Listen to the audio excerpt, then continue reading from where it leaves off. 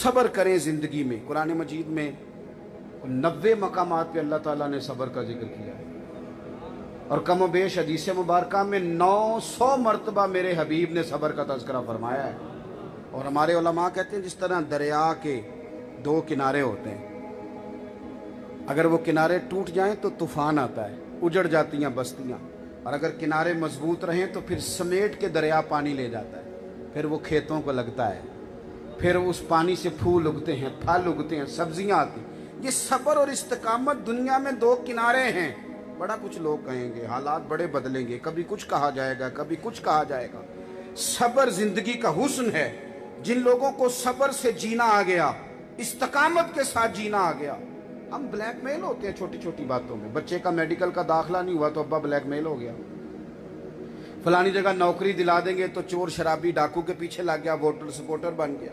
सोचा ही नहीं, थोड़ी सी बात पर लोग ब्लैकमेल होते हैं। हमें इमाम हुसैन ने बताया है कि जितनी कुछ चीज़ें बंदे को ब्लैकमेल कर सकती थी वो सारी करबला में मेरे सामने आई।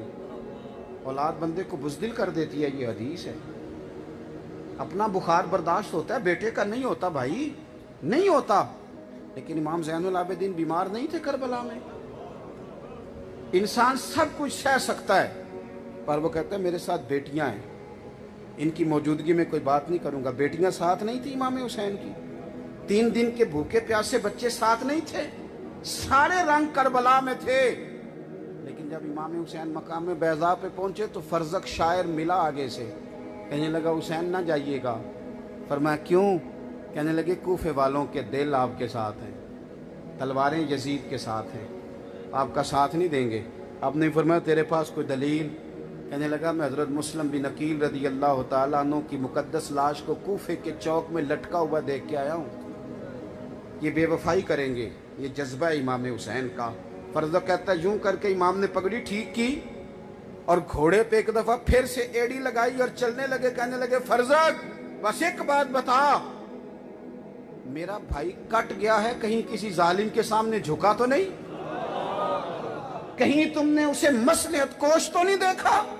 कहीं छुपता सिसकता और पीछे पीछे हटता तो नहीं देखा? फर्जक कहने लगा नहीं हुसैन वो मैदान में रहे, उन्हें लड़ना आया, उन्हें डटना आया। फरमाया फिर मुझे भी जाने दे, ये वो वाला रास्ता है जो रास्ता मौला अली शेर खुदा का बताया हुआ है। हजरत अब्दुल्ला बिन जुबैर ना इमाम हुसैन के बाद यजीदी फौजों से लड़े। ये नवासे हैं जनाब सिद्दीक़ अकबर के।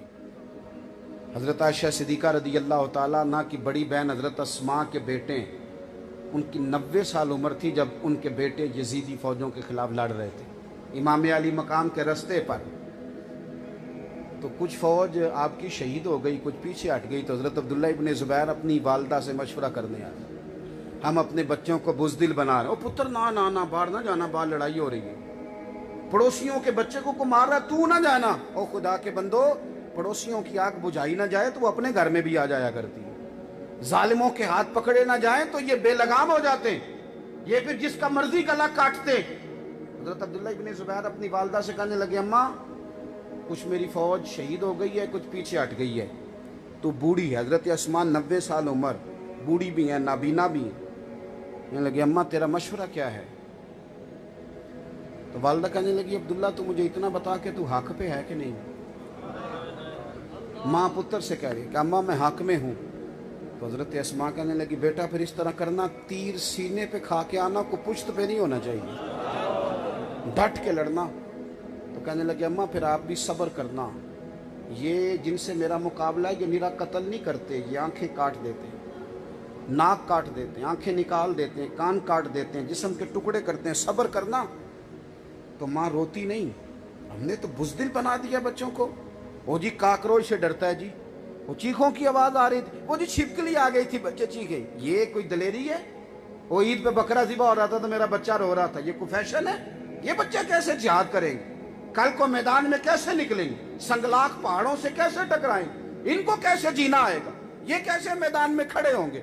इनका तो फिर वही हाल होगा कि आज इनको रोटी इनकी मर्जी की नहीं मिली तो इन्होंने मोबाइल तोड़ दिया है। वही अशर होगा कि बच्चे ने जी टीवी तोड़ डाला, क्यों जी?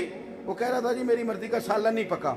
ये मजाक तभी होगा जब हम बच्चों को कहेंगे कि नहीं नहीं तू तो सेठ साहब का पुत्र है, तू तो पीर साहब का शहजादा है, तू तो फलाने का फलां है। اب اس طرح کا نظام ہوگا تو پھر بزدل لوگ پیدا ہوتے ہیں، پھر قومیں لیڈر پیدا نہیں کرتی۔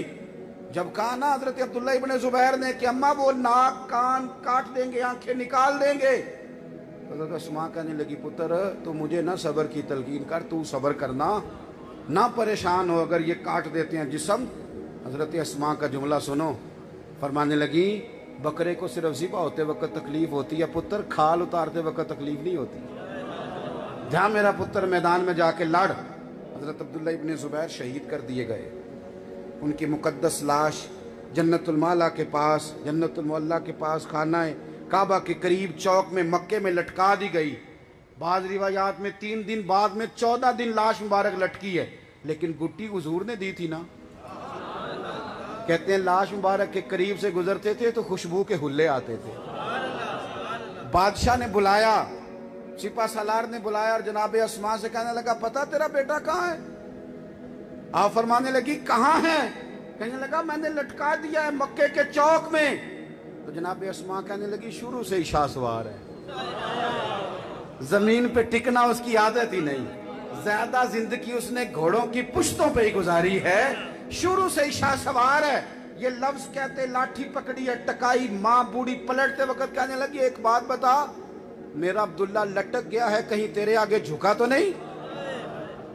تو وہ شخص کہتا ہے حضرت عبداللہ ابن زبیر کی تلوار میں بھی بڑا زور تھا، پر ان کی ماں کے جملوں میں بھی بڑی ہی طاقت تھی، بڑی طاقت۔ تھوڑا سا نا جینا سیکھیں، زندگی میں کھڑا ہونا سیکھیں۔ یہ کیا بات ہوئی فلانی بات سے ڈر گئے، فلانی بات سے سہم گئے؟ یہ آپ دیکھیں جا کے نفسیات کے ڈاکٹروں کے پاس رش کتنا ہے، ہر بندہ ٹینشن، کس بات کی ٹینشن، کس بات کا ڈپریشن؟ میرے رسول پاک علیہ السلام نے ہمیں کھڑا کیا ہے۔ حضرت عبداللہ ابن عباس کی روایت موجود ہے، فرمایا لوگوں کبھی نہ گھبرانا، ساری دنیا مل کے بھی تمہیں اگر کوئی نقصان پہنچانا چاہے تو رب، جب تک رب نہ چاہے کوئی نقصان کر نہیں سکتا تمہارا، اور فرمایا سارے مل کے تمہارا بھلا کرنا چاہیں تو جب تک اللہ نہ چاہے کوئی تمہارا فائدہ کر سکتا۔ تو کھڑا ہونا سیکھیں ذرا، یہ درس کربلا ہے، ذرا میدان میں کوئی ضروری نہیں سارے لوگ آپ کی حمایت کریں، یہ کوئی ضروری ہے؟ اس وقت کیا سب لوگ امام حسین کے ساتھ نکل آئے تھے؟ ایک وقت ہوتا ہے، وقتی طور پر معاملات اور تھے، صحابہ دور تھے، پتہ نہیں چلا، تنہا امام علی مقام نے وہ جنگ لڑی۔ لیکن آج دیکھ لیں گلی گلی حسین ابن علی کا چرچا ہے کہ نہیں، امام علی مقام کے تذکرے ہیں کہ نہیں؟ تھوڑا سا نا اپنی زندگی میں بالخصوص جوان حوصلہ ہار جاتے ہیں، کچھ نہیں بن سکتا جی اس ملک میں۔ مجھے پتہ ہے کہ جب حالات خراب ہوں تو کوئی بندہ بھی ساتھ نہیں چلتا، یہ لوگوں کا مزاج ہے، ساری عمر یہ آٹا گد ہے، لکھاں کیتے نہیں پیڑے، وقت آیا ہی تے محمد بخشا کوئی نہیں ہو بیٹھا نیڑے۔ ہوتا ہے کبھی کبھی لوگ ہمارا ساتھ چھوڑ جاتے ہیں، لیکن یاد رکھنا جب ساری دنیا چھوڑ جائے پھر ہی تو سجدے کا مزہ آتا ہے، جب لوگ پورا دل توڑیں تو پھر ہی تو دعا میں رونا آتا ہے، جب پوری تکلیف ہو بندے کو تو پھر ہی تو بندہ جا کے سینہ لگاتا ہے خانہ کعبہ کے غلاف کے ساتھ۔ سکھی بندے تو مکے جا کے بھی نہیں روتے۔ یہ درد ہو نہ بچا بچا کے تو رکھ اسے، تیرا آئینہ ہے وہ آئینہ، شکستہ ہو تو عزیز تر ہے نگاہ آئینہ ساز میں۔ لہذا استقامت کے ساتھ رہیں۔ پھر بات کو دہراتا ہوں، ایک تو پیار کریں صحابہ اور اہل بیت سے، دوسرا سمجھ لیں کہ یہ آپس میں بڑے مہربان تھے، بڑے کریم تھے، اور تیسرا صبر اور استقامت والی زندگی اختیار کریں۔ صبر اور کہیں ایک تو نظریاتی بنے، ایسا نہ ہو کہ جدھر کی ہوا ہو ہم بھی ادھر کے ہوں، کوئی نظریہ ہو، کوئی فکر ہو، کوئی سوچ ہو، اور پھر اس پر ڈٹنا سیکھیں۔ اللہ کے حضور دعا کرتا ہوں مالک کریم ہمیں توفیق عمل عطا فرمائے اور ہماری اس حاضری کو قبولیت کا شرف نصیب فرمائے۔ آخر دعوانا ان الحمدللہ رب العالمین۔ یہ آپ سلام پڑھیں گے اور حضرت قبلہ میاں صاحب دعا فرمائیں گے۔ اور ایک گزارش اور ہے آپ دوستوں سے، میں کوئی اتنا دور سے تو آیا نہیں، 15 منٹ کا فاصلہ ہے، جس کو ملنا ہو تو وہ آئے، ہم چائے بھی پلائیں گے، لیکن مسجد کی بے ادبی کرنے کا کیا مطلب ہے، بھاگ دوڑ کرنے کا کیا مطلب، ایسا کوئی کام نہ کریں۔ اللہ آپ کو جزائے